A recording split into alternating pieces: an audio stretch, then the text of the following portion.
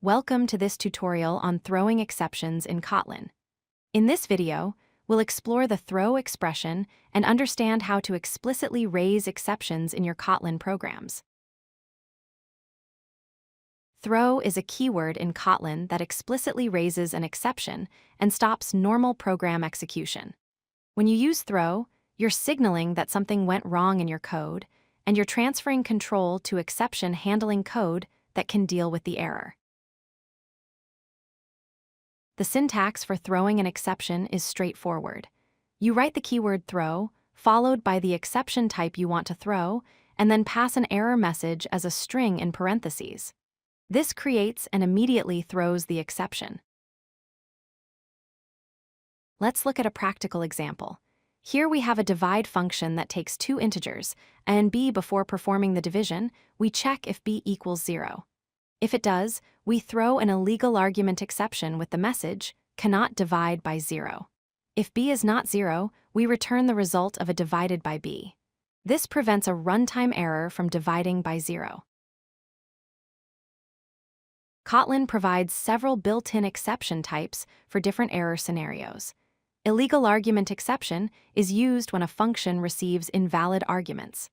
Illegal state exception indicates that an object is in an invalid state.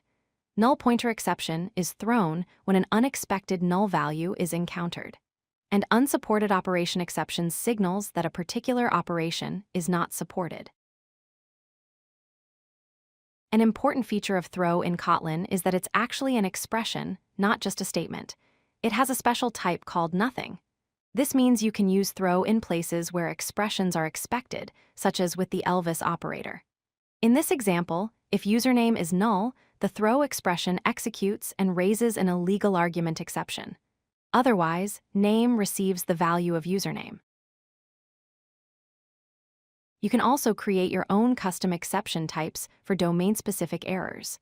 Here we define a class called insufficient funds exception that extends the exception class and takes a message parameter. Then in our withdraw function, we check if the withdrawal amount is greater than the available balance.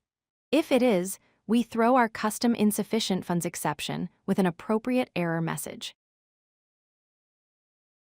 Let's recap what we've learned. Use throw to explicitly raise exceptions when errors occur. Remember that throw is an expression with type nothing, which allows you to use it in various contexts.